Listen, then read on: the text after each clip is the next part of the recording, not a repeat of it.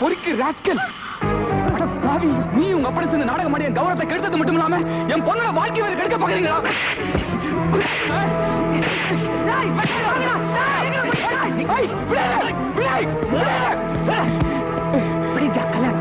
இப்ப என்ன பண்ண போற? இந்த அளவுக்கு போய் நம்ம கட்டி போட்டு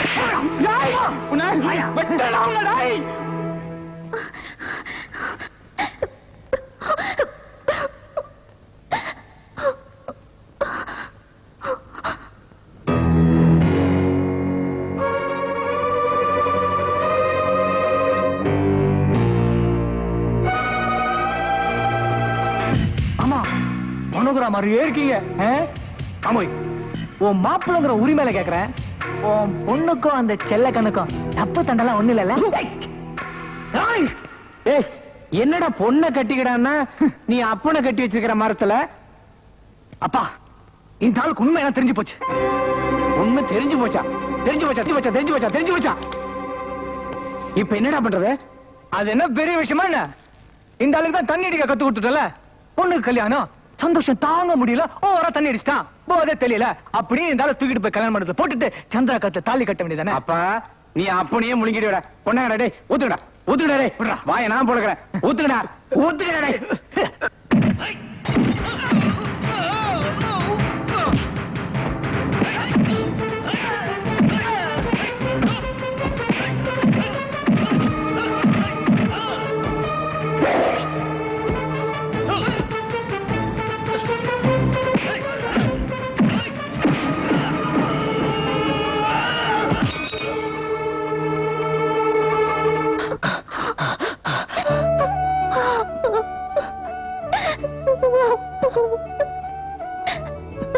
நீங்க வந்து யாரும் பார்க்கல.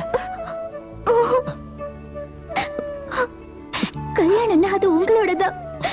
விதவச தலைவரை யாரு கூடாவது நிச்சயம் ஆயிடுச்சுன்னா எனக்காக கட்டின இந்த வீட்லயே சாகுறதுன்னு முடிவு பண்ணது மறந்துட்டீங்களோன்னு நினைச்சேன்.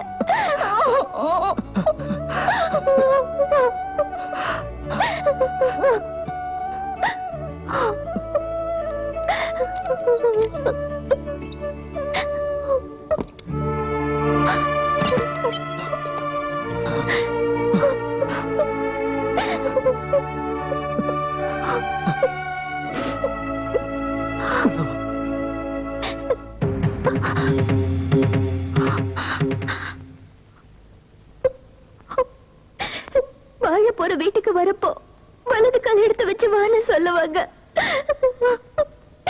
நான் இப்ப எந்த கால எடுத்து வச்சு வரணும் மாமா?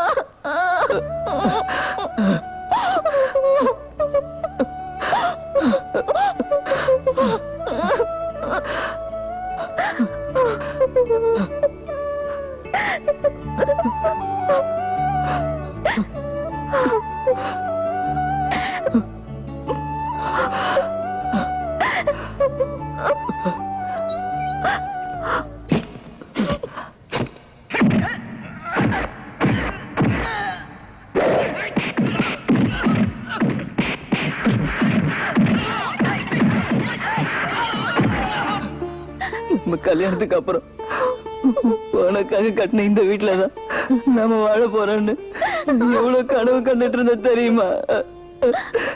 நமக்குதான் அந்த பாக்கி கொடுத்து வைக்கலையே. எங்க அப்பாவும் உங்க அப்பாவும் வேம்பு பிடிக்கிறப்போ அந்த ஆண்டவனை ஏன் மாமா குறை சொல்றீங்க?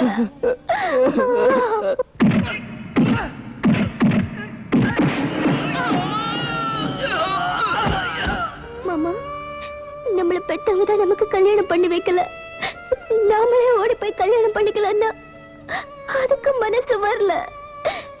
நாம நம்ம வீட்டுக்கு இவ்வளவு மரியாதை கொடுக்கறப்போ அவங்க ஏன் மாமா நம்மள புரிஞ்சுக்கவே மாட்டேங்கிறாங்க?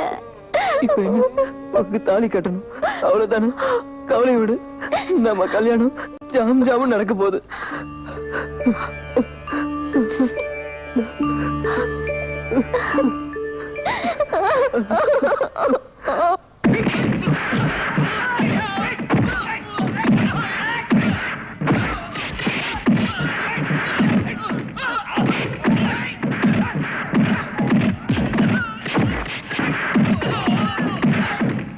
நீங்க ஆசைப்பட்ட மாதிரியே நமக்கு பையன் தான் மாமா பிறந்திருக்கு.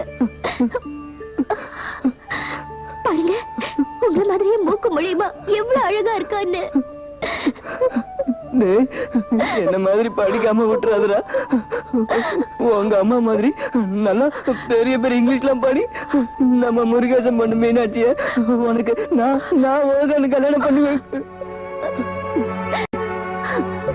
குழந்தையில இருந்தே அவனோட மனசுல ஆசை வளர்த்துறாதீங்க மாமா. அப்புறம் நம்மள பெத்தவங்க மாதிரியே அந்த பொண்ண பெத்தவங்களும் இவங்களுக்கு கல்யாணம் பண்ணி வைக்கலன்னா